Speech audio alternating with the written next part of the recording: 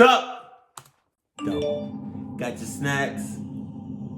I got it. It's with me. If you ever check your spam folder in your email, there's a chance at one point you received an email with one of your passwords in the title, and inside the email would be threats of leaking your information or worse unless you paid a certain ransom, usually in Bitcoin.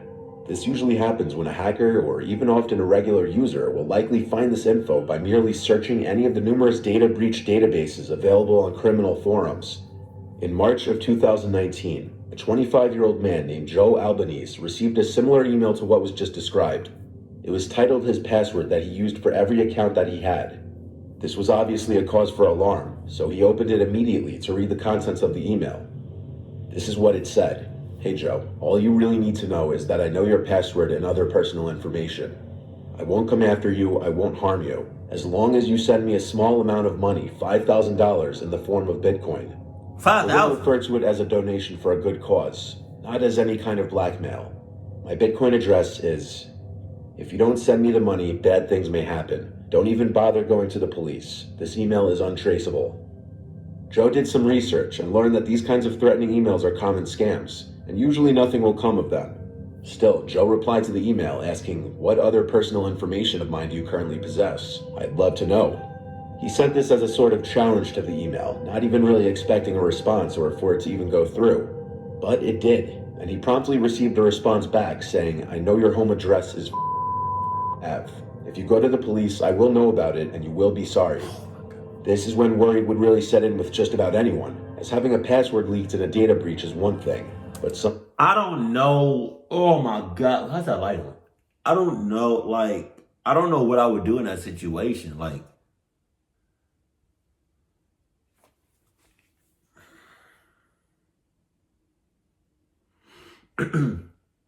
don't know.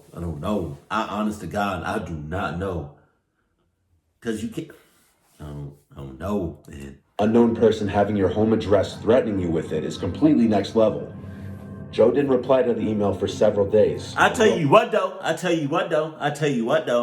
You know my home address and other personal shits. You best believe I'm going to have the top of the top home security. Adidas security. On deck. What are you talking about? You cannot get bypast that. I promise you that one. You cannot get through no Adidas security whatsoever.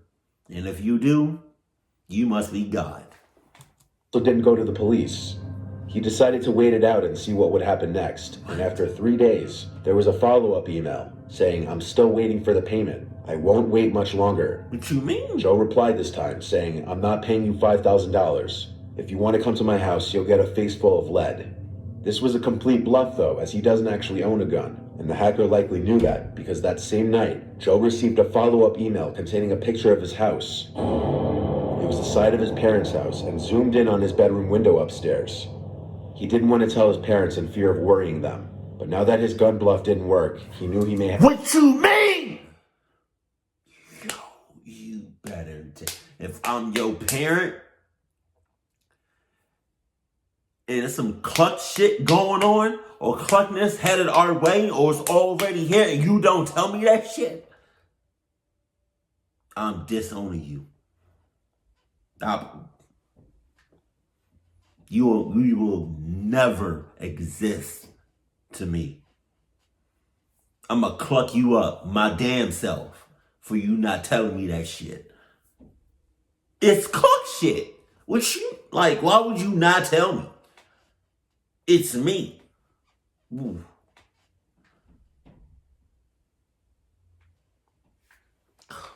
Man. To get them or the police involved. He responded one more time saying, I don't have $5,000. I'm broke paying off student loans. The house you sent a picture of is my parents' house. They did nothing wrong. If you need to do this, please do it to someone else. I don't have the money to send you even if I wanted to. There was no response this time, but within an hour, the sound of glass shattering from downstairs traveled throughout the house. And everyone, including his parents, heard it. There was one of their decorative bricks from the front of the house, laying in the dining room among thousands of tiny shards of glass from the broken window. Oh my God. Joe tried to explain the situation as quickly as he could, and while he and his dad took a quick look outside for anyone who could be out there, his mother called the police. Joe showed the police officers the emails and everything, which were forwarded to the police department. A police officer stayed parked outside the Albanese house for a couple hours that night. Joe blocked the email address from sending any further emails, and as far as he knew, he was never contacted again. The police had a hard time tracing back the original source of the email, as it was sent from an untraceable device, likely an iPod Touch or similar device. I did not know you can untrace. At some point, everyone imagines being famous in their lives. A lot of people create this image in their head that being in the public eye creates for nothing but a fairy tale life. But that's far from the truth. Being under the spotlight in any... Ooh, I remember this, that interview with this. I remember this specific interview with Robert Downey Jr. I think the interviewer or the person that was asking the questions. I don't know which one it is. The interviewer or the interviewee. I don't know. But the person that was asking the questions, he said something about his past drinking problem or something about his dad, and I think he just walked out. Like, you an ass. Capacity comes with a lot of drawbacks, one of which being stalkers and overly obsessed fans. One extreme case of this, an ex-radio host and DJ who was centered in Los Angeles, had a long, seemingly never-ending chain of emails from an obsessed fan. It started around 2005 or 2006 when the DJ started noticing a regular listener, someone who listened to the show every day and would call in on the request line from time to time. At one point, the listener won a prize from the show, and in order to deliver the prize, the DJ requested her email, and that's where things began. In order to be polite and cordial with the girl, he would answer all of her emails, and when Facebook started to become popular, he added her back where she commonly liked and commented on his posts. This went on for a while, until one day the fan professed her love for him. Alright. The DJ rejected this advance in the most... Alright. You miss me with all that liking and commenting on my shits. Relax. ...light way he could. She seemingly accepted the rejection, and the DJ thought it would be the end of it. But it wasn't. In 2011, she emailed him a link to a blog that she was writing, where she would post about him and their quote-unquote love multiple times per day. She crazy. She followed him over to a new radio station and was religiously listening to his shows, assigning meaning to the musical playlist. For example, the song Marry Me by Train was popular at the time, and whenever that song would play on his show, she would blog about it actually being a marriage proposal from the DJ. She began saving all his photos from his social media and photos of other women in his life, like friends and girlfriends, and posting them to her blog with extremely hateful words. Goddamn! She'd make posts raging about him being a man whore, followed by another post not even 10 minutes later in a completely different tone, apologetic and soft, implying she may have bipolar tendencies. The DJ did his best to ignore it, even though by this point he was extremely creeped out. But as she again began emailing him, he tried more forcefully this time to get her to stop, but she wouldn't stop. The DJ started sending DMCA requests to her blog host for the photos of his that she had posted. The repeated violations got her blog shut down, but then she started emailing him instead of posting blogs. He made a filter folder so he never would have to see them aside from occasionally peeking at the insanity in the folder from time to time, just out of curiosity. Years went by and he hadn't answered any of her emails after 2 of them when he very adamantly told her to stop all communications and leave him alone. This continued for years, and in total she has...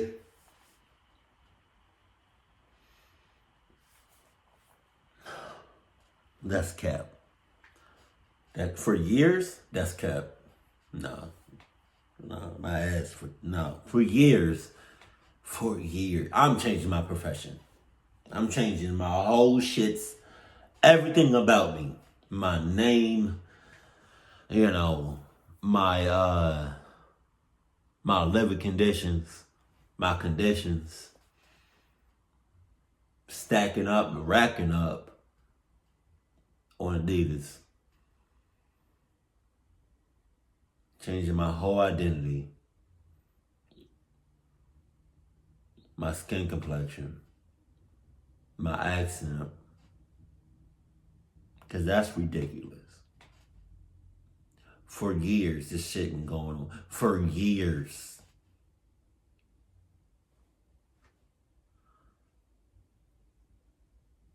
You're a creeping ass creep hoe. Oh. Sent him over 4,000 emails. God damn! Archived. This is a picture of just a select few of them. The more recent emails have gotten very dark and violent in tone. In one of the most recent ones, she was threatening to find and hurt the DJ and happily go to jail for it. In another one, she listed the specific neighborhood in which he lived, which he worries she may have his address if she already knew what town he lives in. In an effort to stem the flow of information, he deleted all of his social media accounts a while back, but she would still email him pictures he appeared in from his friends who had public profiles, wow, as well as radio station photos that he appeared in. Most disturbingly, she sent the DJ photos of a shrine she had made of him in her home, with framed photos of his social media that she had posted up on the walls, desks, etc. Being a DJ, his appearance schedule must remain public, so she could technically find him working at nightclubs anytime she wants to, and understandably, he's freaked out and worried about his safety. Oh my God. I hate creeps like this. I really do.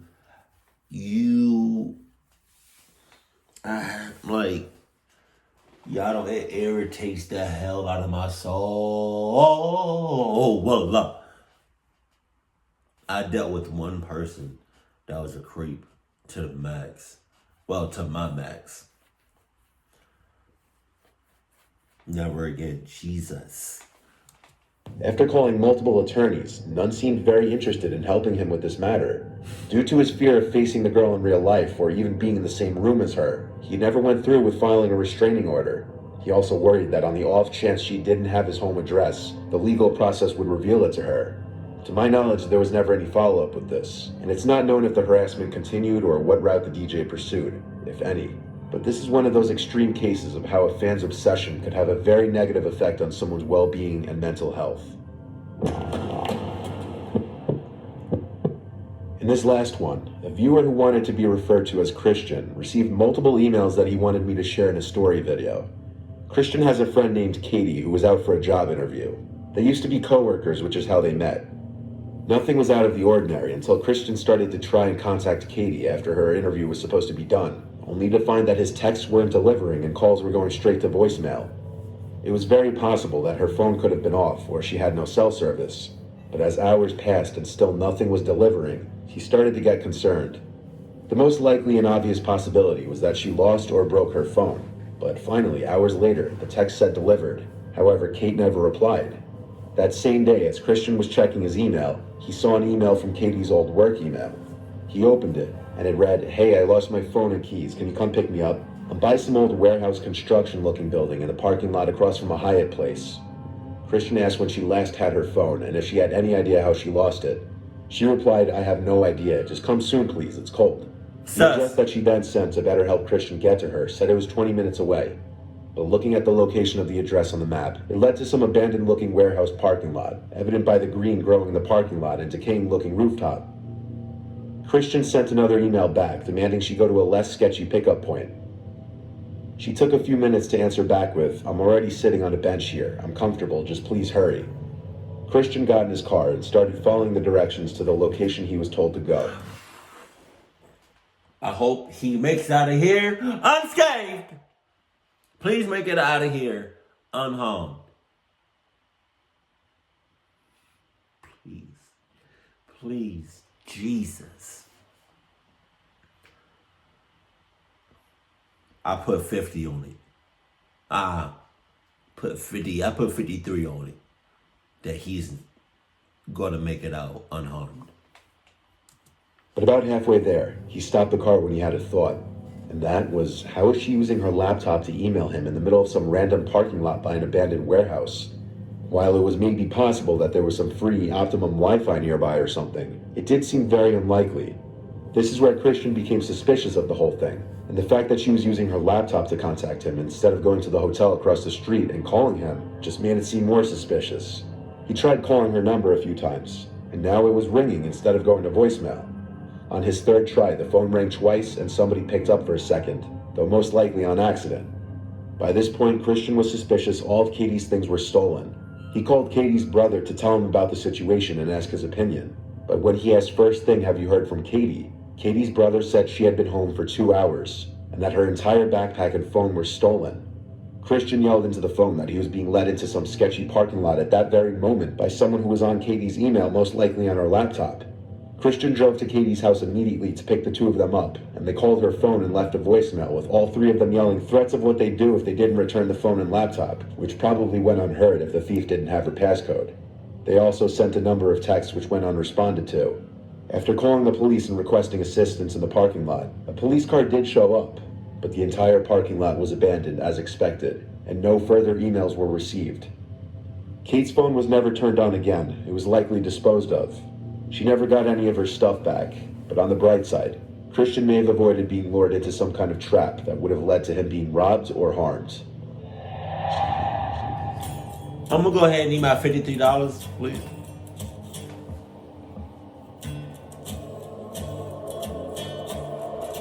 Jesus. See, with emails, right? If I don't recognize it, or if it doesn't look remotely similar, I'm gonna see the general. Excuse me. See, you know what I mean? I'm gonna see the general thing, the general email or whatever, the little. I forgot what it's called, but when you see, you don't open the email, but you can see the preview of it or whatever. No. I don't click on random links, and I'm damn sure not gonna click on no random ass email. Best believe I went ahead and just changed all my passwords too. Because for the longest, I used to use my password, the same password for everything. I just thought it would just be easier. But once you realize that once somebody hack your shit, and when somebody hack your it's wraps. It's over because you use the same password for everything.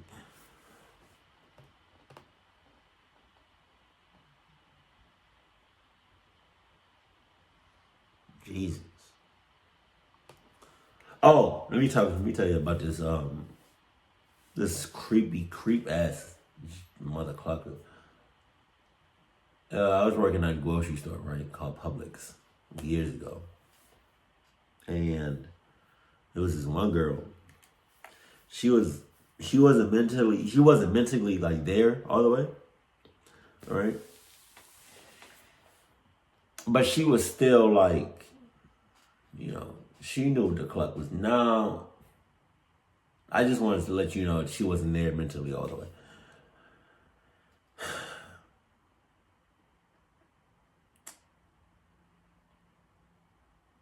I don't know how it started.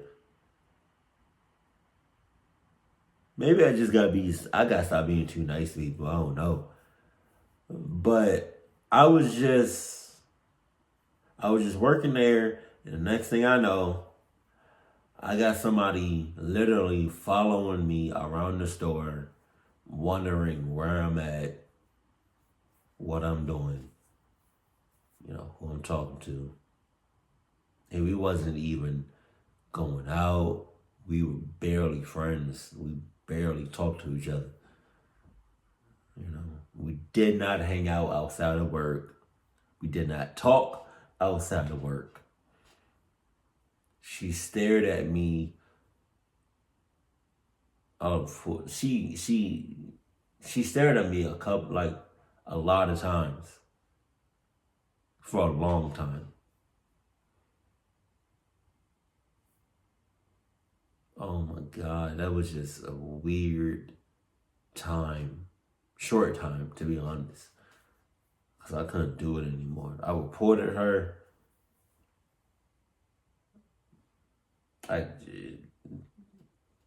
She would lay off, for a day or so, and then come back on my ass. Hell no. Anybody that's dealing with creeps like that, sus like that, Hey, find some way of getting the hell out of it, please. Jesus. But keep it cold, keep it classy, and I love you. Stay happy, my family.